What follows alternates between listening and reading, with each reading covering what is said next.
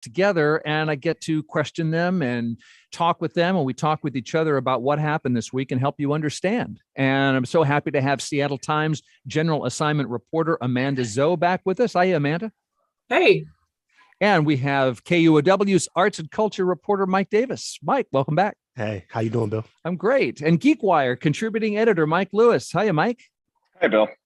And we are showing you the show because we're visualizing it for you on the live stream on YouTube and Facebook. You just search KUOW Public Radio and you can see the show. Mike Davis, are you on the live stream or are you sitting 6 feet from me right now? I think I'm doing both. Two places at once. Oh, okay. All right. We'll double your pay for that. And if you've missed any part of the show, by the way, I would have to question your framing of that. Like, have you really missed it if you can catch the entire thing on the Week in Review podcast or Week in Review? Okay, that's the preamble. Let's get into the news of this week. As of right now, this Friday live broadcast, the forest fire that evacuated the town of Index is only 5% contained. Highway 2 is still closed for 18 miles on this side of Stevens Pass. The little towns of Bering and Grotto are still under evacuation orders. The bigger towns of Index and Skykomish are not. KUOW spoke with Virginia Held, who lives across the Skykomish River from Index. She and her 11 chickens went to a volunteer emergency center. It was just raining down debris all day long. It sounded like it was sprinkling all day, but it was, pine needles and stuff from the fire. Amanda Zhou, you reported on this Bolt Creek fire. Where did you go? What did you see? Yeah, that's right. I was actually out there Saturday, Sunday, and Monday, mostly talking to people in the area, people who were evacuated. The town of Index, which is sort of the eastern. I always mix them up. It's the town right before the highway closure. They actually have lowered their evacuation level, and so residents have been permitted to return. Right. And what stuck with you the most? I mean, Saturday, Sunday, Monday, you must have seen a lot and heard a lot from people. Yeah, I mean, it was really, I think for a lot of people in that area, it's unprecedented. They've seen wildfire smoke, of course, but for a fire to reach the degree where it closes the highway, and then, has people leaving their homes, that's fairly new for those communities. Did you talk to people who refused to evacuate, even though they were supposed to? Well, sort of a mix. We talked to people who sort of returned early ahead of the evacuation warning. What we heard was a mix of, I want to be here for my community. And then also, that coupled with, and I don't think the fire is going to get here, which is, I will say Index is like a couple of miles from the Bolt Creek fire. I think initially there was a lot of concern that winds would push it westward. And now firefighters are mostly working to contain the edges and keep it from crossing the highway. Right. I know the officials were telling folks it's not just about you. This is also for the safety of firefighters. If you're not going to just think about your own, these firefighters, we might need them to be fighting the fire and not helping people out at the last second. I want to hear from the rest of our panel, but I want to play a little bit from KUOW's morning news podcast, Seattle Now, who spoke to a former firefighter, Amanda Zhou, who said basically, hey, Westsiders, get used to it. Moving forward, we can expect to have more events like this. The Western Cascades are traditionally known as this high severity but low frequency fire regime. That's what we would call it. So when you do see fire, it's going to be really intense, even if you only see it every maybe 100 years in certain areas, or maybe even 200 or 300 years in certain areas. However, when they do have an ignition and when they do have that dry fuel or like a significant amount of fuel to burn, then you're going to see these more high severity fires, and we're going to see. It's fair to predict that we will see more fires like this kind of in our backyards on the west side of the Cascades, which feels very rare, and it feels very unprecedented for folks who have lived in these areas for decades. I think it's something that we should consider to be our new reality, and then therefore kind of start figuring out how we can adapt to those conditions and to the potential for fire in our neighborhoods. Figuring out how we could adapt. So what are some of the ways we might do that? Mike Davis? Well, I mean, the thing that really jumped out at me about all of this was honestly the fact of how close it was. When I was first hearing about this fire, and I'm hearing Index, I'm hearing Skycomish, I'm just thinking, oh, those people over there, but they're actually really, really close to us. I think, my King County life is like Kent to Shoreline, and nothing exists outside of that, but this is our backyard. This is actually us. So somebody has to do something about this, Bill. Somebody has to do something fast. Well, you were telling me about, what about adding a toll to this road? Because that was back when I was blaming them. But now I know that they are us. No, we got to help them out. What can we do? That's the question. Mike Lewis, thoughts? Yeah, I love the evolution of a them to an us based on geography. I think the problem we're running into is bigger, obviously. I mean, that you can, setting aside climate change, right, which obviously is partly the reason we're going to see these increasingly intense fires. The other problem is where we're allowing people to build homes and where cities are expanding. And the risk profile, according to FEMA, which is a federal emergency management agency, risk profile is one thing. It's sort of your threat on natural disasters, floods, fires, things like that. But the risk threat gets higher, obviously, when you have a population center near that threat. And this is the issue that we have all through the Cascades and those corridors, certainly those corridors on Highway 220, other places like that. We've got to start thinking about where we're going to allow homes to be built. And maybe in some of those places, we ought not, because some of the residents in those towns obviously suffer mightily from this, and they've lived there for years, but we're also allowing a significant expansion of vacation homes and other sort of non-essential homes up there. And I think maybe, and that's what we have to then go in and rescue, right? It seems that we need to think about this thing holistically, and partly is, are we allowing people to put themselves in harm's way? Mm-hmm. Amanda, any more thoughts? I know that the county, all our region is thinking about how to swerve on this. Yeah, I mean, as someone who's now driven to Index, probably enough for a couple of weeks. Index really is super close to us. It's only an hour away. And then not only Index, but a lot of these towns along Highway 2, like Gold Bar, a lot of them, the residents say in recent years, have sort of become, outdoors vacation destinations for city dwellers, honestly. They're seeing more people living there who, are renting, or, owners renting out their properties. So it really is, I think, a region that is near and dear to a lot of Seattle's heart. And then in terms of wildfire preparedness, this has been highlighted by King County's wildfire risk reduction strategy, which was sort of this document that released it for the first time this year. But also because of this fire, which is that a lot of these towns have one or two roads in and out. And in the case of Skycomish, which is sort of really facing this fire right now, a couple of years ago, their sort of main road that wasn't the highway was washed out by the river. And, this issue is being highlighted right now in terms of resiliency and evacuations. People are starting to think about, what infrastructure is here that can support people. Well, I know that Mike has moderated his earlier position, but he was getting at something about this. We've all in little ways, this question that some people have of, boy, this makes it pretty expensive to keep up this area, build another road for this area. So there's an evacuation route. There is a perception among some people that this is a road used largely or significantly by rich people going skiing.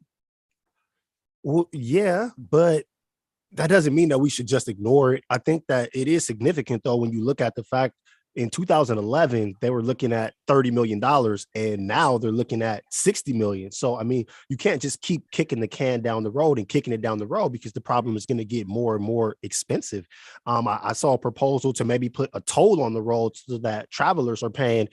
I mean, whatever the solution is, something has to be done. We can't just leave this community out to dry. Skycomish is in King County. Like, this is us. So something actually does need to be done. And by the way, I was referring to a perception, not saying that I get that Sultan and Gold Bar and Skycomish and people have lived there for decades and decades and decades. But I hear sometimes the perception that this is a vacation spot. Sorry to interrupt, Amanda.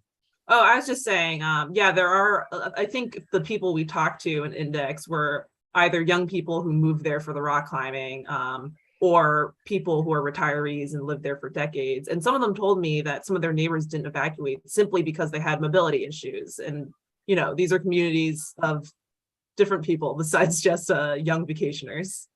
Yes, and recreators. So you mentioned, Amanda, the risk reduction strategy. Basically, it boils down to community preparedness. I think monitoring invasive species that kill trees and make them dead and dry and make things worse. Training for emergency response. Is that the gist? What about it really focuses on people they say live in the wildland urban interface. So, you know, these are towns like Index, Gold Bar, Sultan, but, you know, also people who are living next to farmland. And it's sort of just highlighting that, you know, they're under a greater risk of fire. Do you think people in the foothills want to put up with more prescribed burns where they get rid of some of that fuel, but it's, you know, that's smoky and rarely, but occasionally those get out of control too. But even if it's just living with the smoke of prescribed burns, I think we'll see more of that. Maybe. I think, you know, that is one of the methods they're using to contain this fire. I do think wildfire smoke is sort of accepted there as, you know, just part of life. Yeah. So yeah, maybe. Okay. All right. Well, the silver lining or the good news is that that's probably it for big smoky wildfires this summer. And it has been a light season. It's been Washington State's third lightest wildfire season in a decade, I read in the Seattle Times. And mainly that's because of our long, wet spring. So we had this debate every time, whatever the weather is, it's going to, at least I do, I hear it from others and I wonder what's this going to mean for fires or what it's going to mean for drought. So the spring brought a lot of moisture, more than usual. So that grows more stuff. That's more fuel, but it didn't dry out as badly as it could have because it was a cool, wet spring. Anything to add on westside fires? Did we cover it? I think we covered it, Okay. but I just want to say that again, because they are so close to us, if we sit here and let them burn, we breathe the smoke. So we can't have a them versus us. Like, we are all in this together. And if we want to have these Pacific Northwest clear skies that we love so much, this is an issue that we do actually need to address. Yeah, Seattle I read that we had the worst air quality of any big world city for a day, I think. We have a community feedback club, and we send texts to you asking what you think about a certain story. So just a few comments on this exact topic. Nancy said, I moved from Southern Oregon to Washington to avoid wildfires. Devin in Capitol Hill said, my partner and I bought an air filter and have largely just made peace with the fire season. I still love living here. It's a lot more mild than most places, says Devin, but the summers are a lot more uncomfortable. And Nate in Green Lake said, buying an air filter is now like getting out your Christmas lights in December or dusting off your barbecue grill at the start of summer. And Nate quotes the book, How to Prepare for Climate Change, as saying the Northwest and the Great Lakes area should be the least dangerous parts of the U.S. as we move further into the climate crisis. By the way, if you want to be in our community feedback club, just text the word club. And here's the phone number. You just text it to 206-926-9955. Text the word club to 926-9955. Okay, did we get it? Should we pause and take a break and then talk about things other than the smoke and the fire? Okay, where there's smoke, there's more Week in Review coming up after a short break.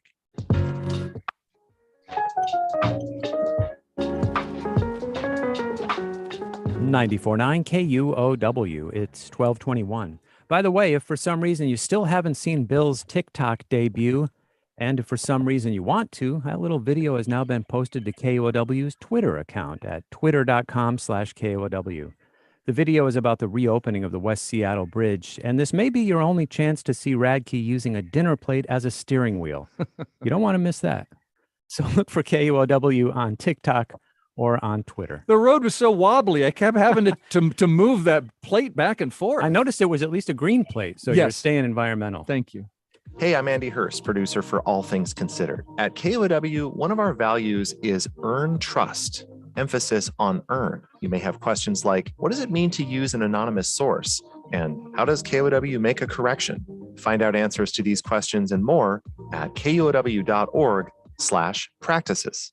Support for KUOW comes from BECU, a member-owned credit union putting people over profit, offering financial services and support to the community with access to local financial centers, over 30,000 ATMs, and online resources at becu.org.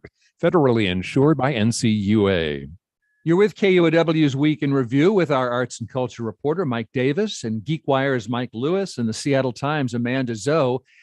I'm Bill Radke. School began a week late in Seattle after striking teachers voted to go back to work. They still need to vote whether to ratify this tentative agreement. The union says it won't make the deal public until members have voted.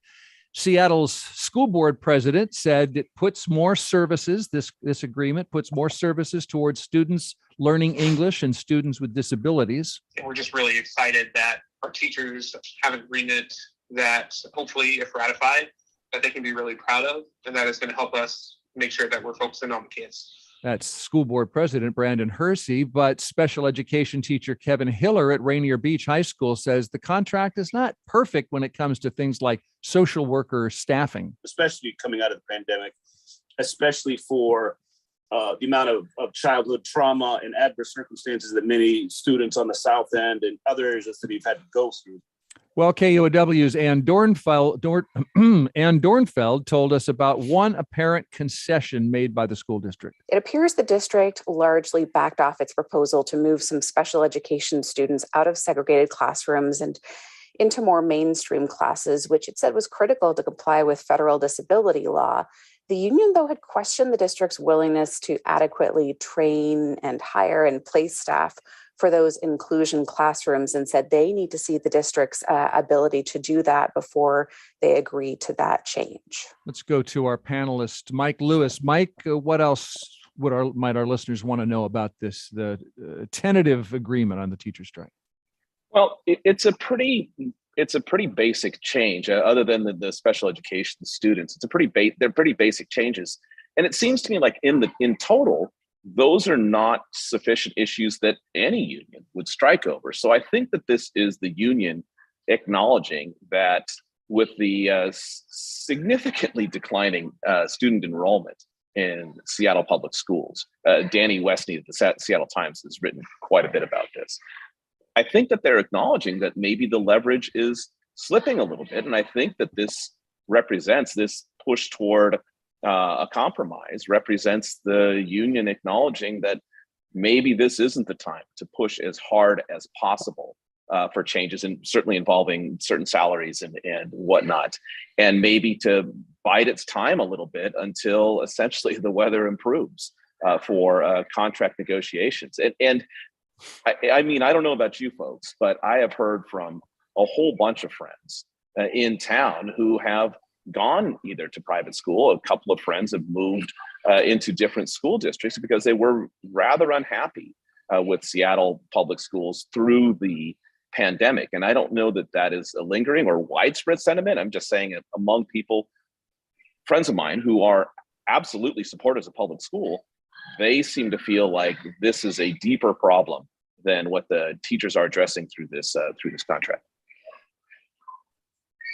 Why would it be that declining enrollment means less bargaining leverage? I can understand how, in a way, you could think those are linked. Less money. How that works.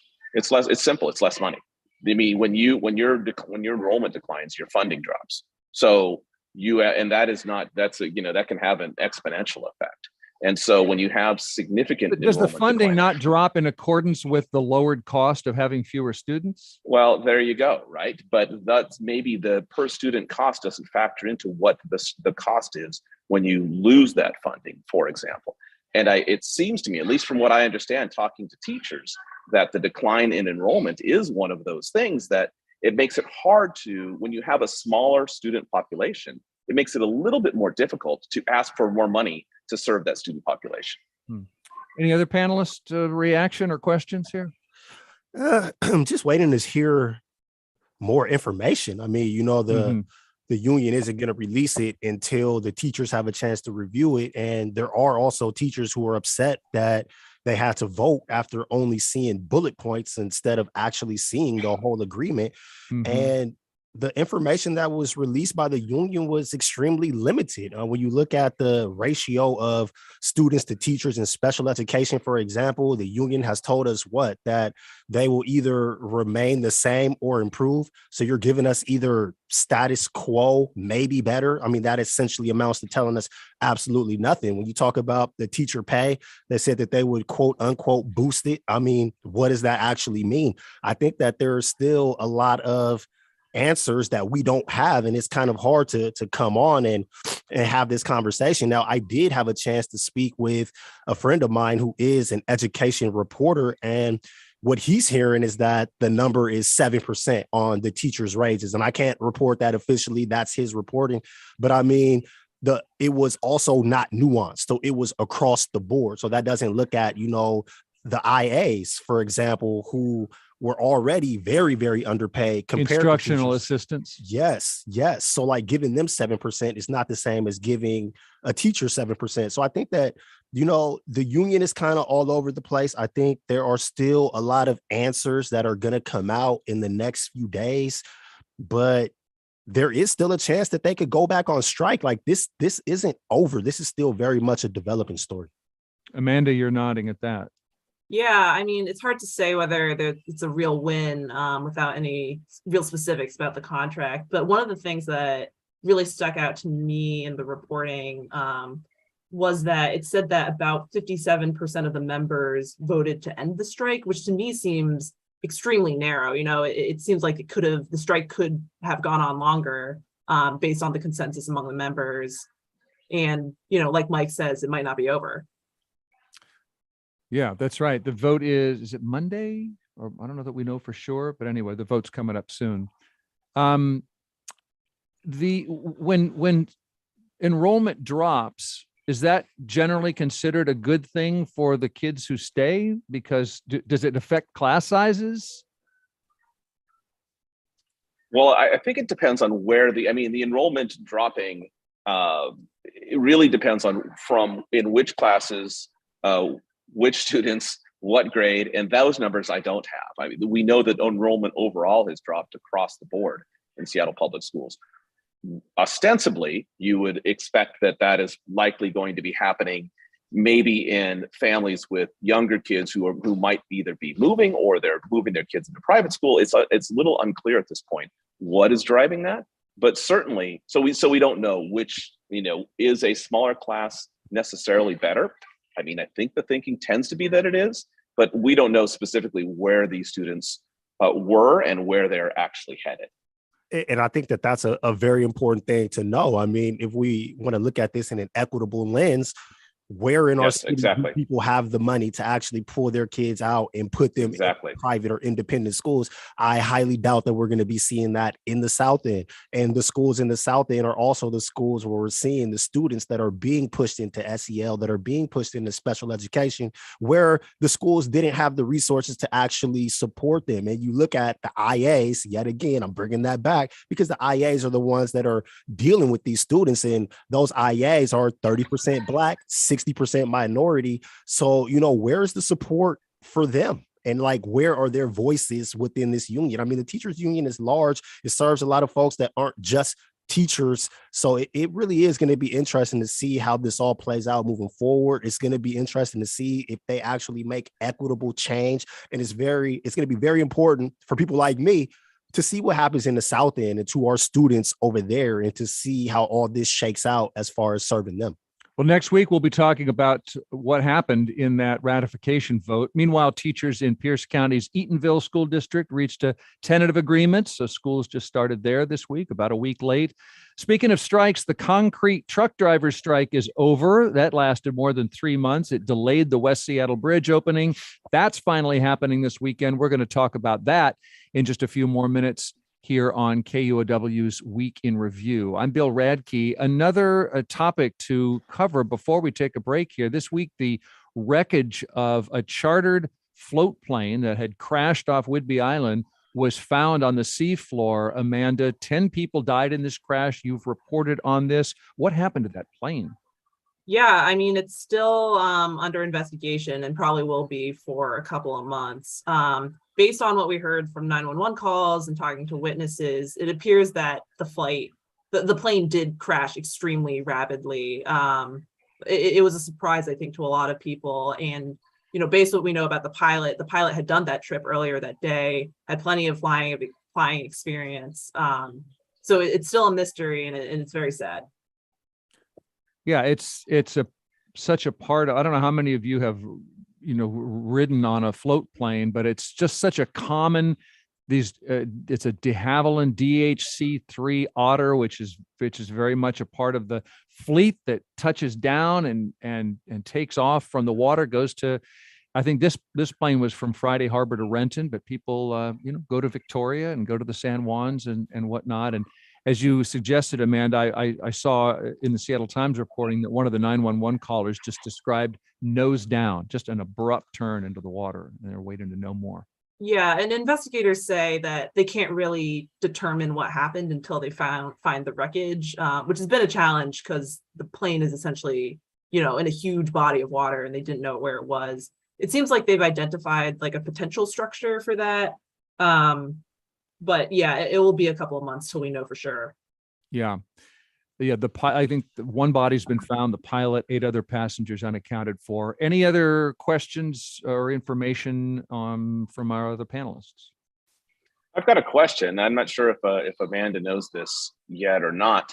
How much information when they recover? I mean, it's the if you will, the black box, the recorder on something like that on an Otter is very, very different than what you would see on a jetliner, for example, and how much data it actually carries. I mean, what do investigators expect to recover, and what do they think it can tell them? I don't know about the black box on those kind of planes. I do know there was no distress or mayday signal sent out ahead of the crash. My guess is that investigators are mostly looking at structural clues. Makes sense. Okay, well, we also, I don't know, it doesn't sound like we're going to know in a week, by the next week in review. This is a long-term process, right?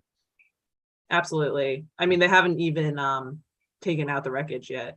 Yeah, in very deep waters and swift current and all of that. Okay, as I said, the West Seattle Bridge, after 2.5 years, is finally about to reopen. We're going to discuss that and the changes that we've made in how we get places. It's not just concrete and steel, but we work differently than we did before that bridge closed. We'll discuss that when we come back after a short break on KUOW's Week in Review.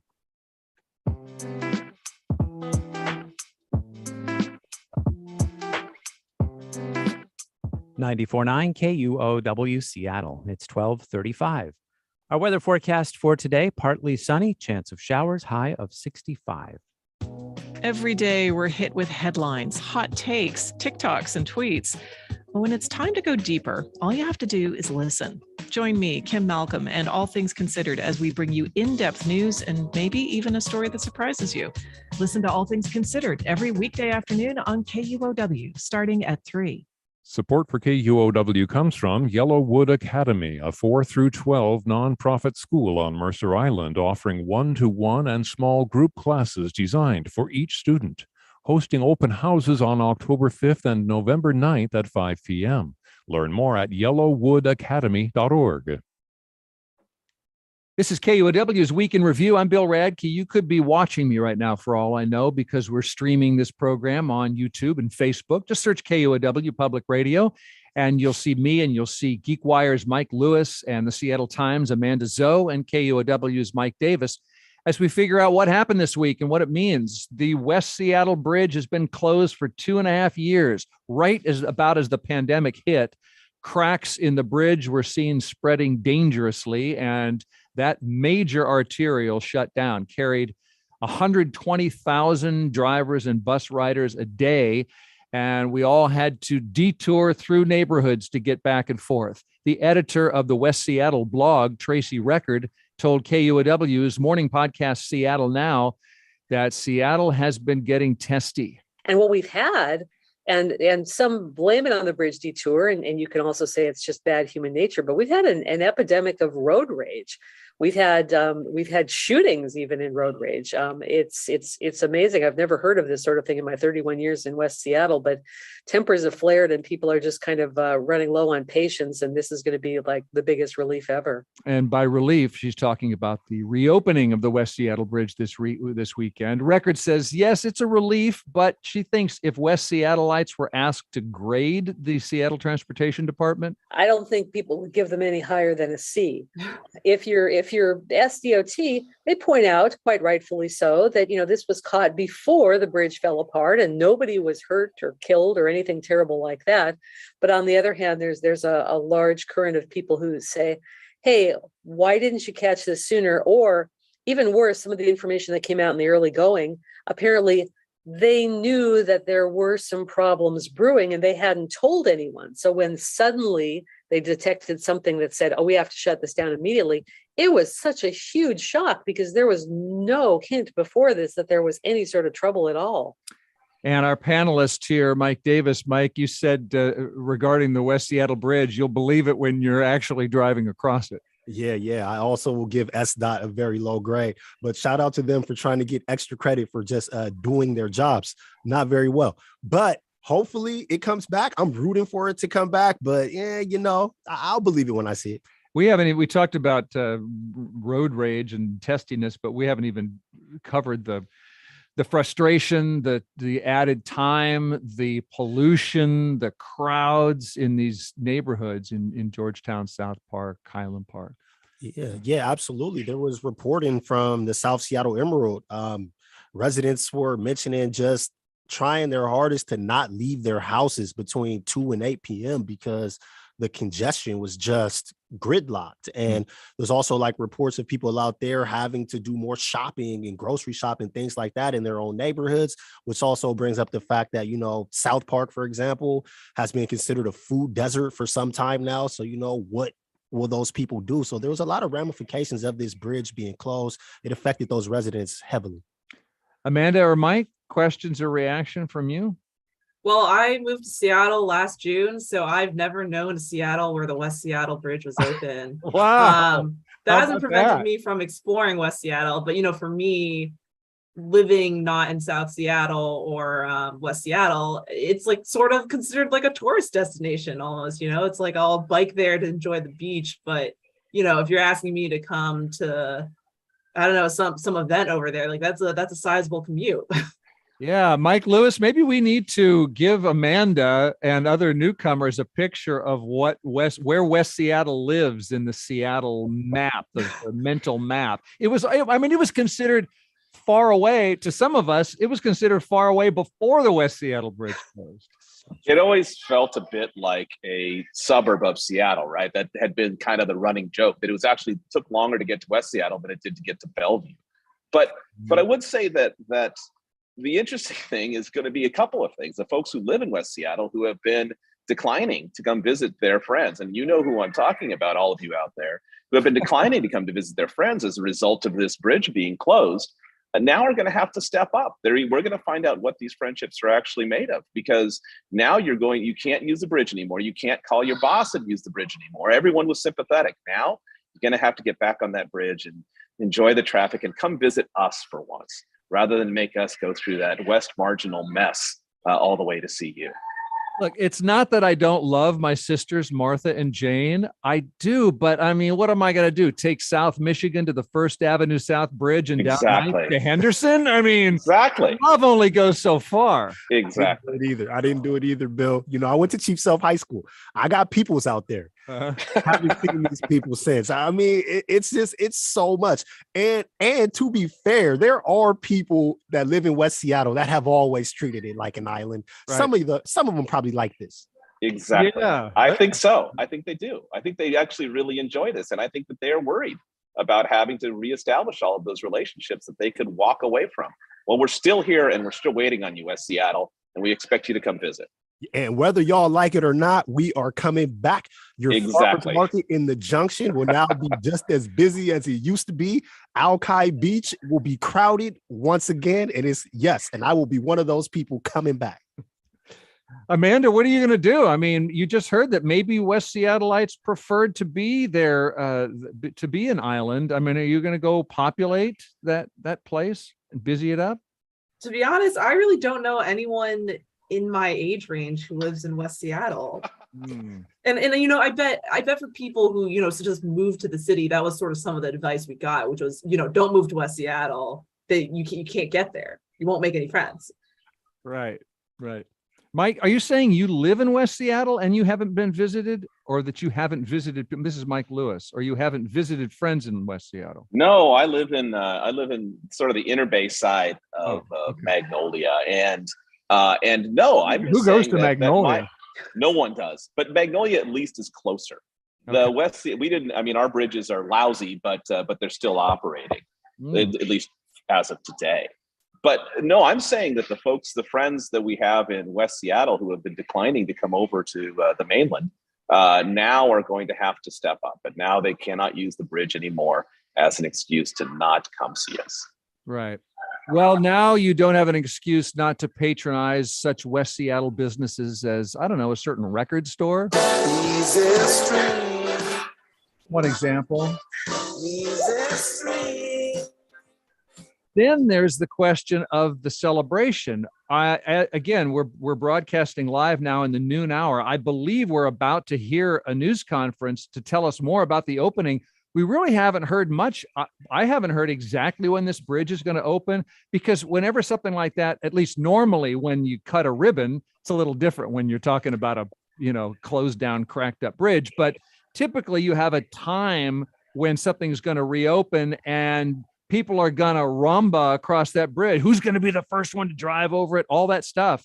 And although we, as I say, on Seattle Now, they talked to this West Seattle blog editor, Tracy Record, who said not everybody in West Seattle really feels like turning this into a party. Well, it's celebratory, but it's also there's still some lingering resentment of just the fact that it happened in the first place, and people, you know, are you know, there's going to be at one point a big party. There was a community committee that was planning a party on the bridge, maybe a run, a walk, a bicycle ride. And then SDOT said, no, we can't make that work logistically. But then there was also a very large sentiment that said, what in the world are we celebrating? This is something that absolutely failed and has taken 2.5 years to fix. And the only celebration that we need is just to open the darn bridge and let's get going again. So are any of you early adopters? Are you the type to want to you know, run across this bridge or be one of the first, anything like that? I'll jump in. I mean, I trust the epoxy and the steel cables. I mean, come on. I trust the bridge. I think that what Tracy had to say from the West Seattle blog, what she had to say is correct.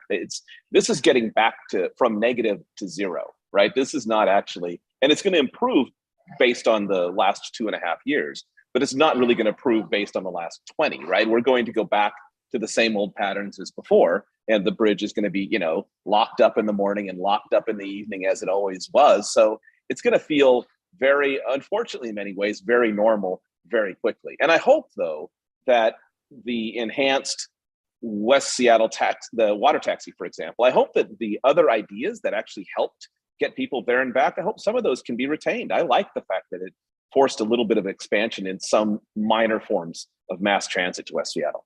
Yeah, the water taxi was a big one. A lot of people took part. But also, I mean, how are we supposed to celebrate and be first, Bill, when they won't even give us a date and a time that's concrete? Like, camp out.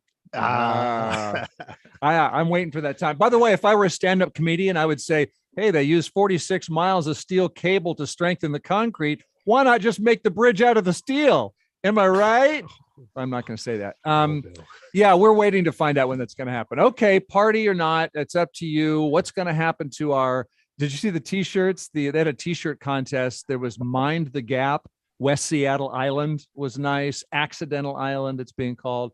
But all that's going to be cleared away, and we'll see how it goes this weekend, which brings me to Mike Lewis, you've referred to people making other plans, finding other ways besides the West Seattle Bridge. As I said, this crack up, this closure happened just as a pandemic was hitting us. And you were very interested in a Seattle Times story this week about Seattle turning into America's #2 big city for remote work through the pandemic. Yeah, this is, I think, going to be one of those things as we talk about West Seattle and folks coming back into work, and many of those folks worked in downtown. We've also got the issue of remote work, and West Seattleites, and certainly and everyone else, benefited from being able to stay home during the pandemic and managed, and many companies even thrived during that period of time. But a lot of businesses connected to that massive amount of people that would come to downtown every day, those businesses failed during the pandemic, and they have not come back because the people haven't come back. I mean, Zillow effectively emptied out an entire skyscraper and has zero plans to return that many people to a skyscraper. So what the downtown recovery, which has been a big issue, it certainly was a campaign issue for Mayor Harrell. The downtown recovery is to some degree linked to people coming back to work, and Seattle doesn't appear to be ready to do that. It's the #2 city. The #1 city in the country is Washington, D.C. And that's largely because it's a city that is funded by the federal government, right? Seattle is a different thing entirely. And it's going to be an interesting pattern of recovery in downtown, or maybe just a change in the way downtown actually is perceived, while we figure out these things that were linked to people coming into downtown that are now have been delinked, whether or not those are ever going to come back at all. I do want to underline that this was based on census data that from 2019 to 2021. So this is, so to speak, in the rearview mirror. But as of 2021, the census data said that the number of Seattle workers who primarily worked from home went from 36,000 to 205,000, which is almost half of everybody workers who live in the city. The number who commuted by car fell by a third, from 205,000 down to 142,000. So making remote work a much more used way of quote unquote commuting than compared to driving in this town. Any other reaction? Yeah, go ahead. No, I was just going to say, and if you talk to the people who are the chief people officers at places like Expedia or Zillow, I mean, they are, or Microsoft, they are doing all kinds of things about a hybridized workforce. So I think that's what we're going to see a lot of. People will return to that area. There'll be less fully remote work, but I don't think the idea that remote work is going away. I think that Seattle is going to stay a leader in the remote work environment. By the way, in case you thought a big drop in driving would mean a surge in public transportation or bicycling or walking, not true. Just to take transit, the numbers showed a 76% drop in using transit to commute. Now, I don't know how accurate these numbers are. I mean, you can't even tell who's paid to get on transit. I don't know what accurate numbers we have. I will tell you anecdotally, my bus and trains that I'm taking are again, this is in the rearview mirror. Those are really starting to fill up. Yeah, I mean, it's hard to say though, Bill. I mean, it seems like not a lot of people just switched how they commute. It was just a lot of people stopped commuting. Yes. And I think that work from home thing was interesting to unleash on Seattle, just with the Seattle freeze and just the nature of our city. I'm not surprised that people love to work from home and to not have to go be around a bunch of people passive aggressively. But it will be interesting though. Are you saying you don't want to be 6 feet from me right now? Well, yes. Oh, okay. It's everybody else. Other people. Yeah. I get it. But I mean, it is interesting as we move forward. You know, the mayor really did campaign really heavily on downtown recovery, what it's going to mean when you don't have people coming downtown and spending money down there every day for our city. But also, does this mean that people are spending more money in their own neighborhood? So instead of, going out to eat for lunch at work downtown, are they eating at more local establishments in the communities? So, I mean, I think there could be a silver lining to all of this, but I think time will tell. Yeah, I think the discussions over remote work, it always makes me just think about the population we have and affordability. Because, in that same data set, they said nationally in 2021, 18% of all workers work primarily from home. And right. I guess I've always considered working from home to be sort of a white collar knowledge worker experience. So I guess that just makes me think about the kind of workers we have in Seattle, and who lives where. Yeah, I also would say too that Seattle is interesting in the fact that we were like ground zero for COVID in the United States. Like those first cases were here. So as things shut down, I think our population of people were the most worried. You can see Bill still has his mask around his neck. Mine is right next to me. So like, we're so cautious in our city that I think that does play a part. But I am curious to hear from Mike Lewis. I mean, do you think the tech industry will be successful in getting people to come back? Because in a lot of ways, I think that's what's going to lead the charge in Seattle if there is a charge to be led. It depends on the tech company, right? I mean, Amazon has been pushing very hard and then had to back off. It's a really good question. My guess is no, they won't be successful in getting people back. When I spoke with a whole bunch of recruiters right now, they said that if you're looking to hire top talent. Now, of course, the job market can change and people can change their attitudes about taking a new job. But the recruiters told me across the board that it is impossible to get people without offering at least the possibility of some hybridized form of remote work, if not fully remote right now. Now, these things can always change, but I don't think the tech industry is going to be able to, as you, I think, said earlier in the show, Bill, perhaps put the toothpaste back in the tube. It is that remote work thing, I think, and like you said, Amanda, regarding white collar jobs, I think it's here to stay. And I think it's going to be a portion of every tech company's workforce is going to be remote at this particular juncture. So if it becomes indefinite, does it have to mean boarded up windows and, or can it just be, well, I guess places that were heavy commute spots, downtown areas, they're not going to support retail. Those are going to be housing units or something. Can we just shift, as Mike said, maybe people they're eating in their neighborhoods. We're just going to move things around. I do think the purpose of downtown is going to have to be somewhat reimagined. I agree that remote work is here to stay and people really value it when they're looking for jobs.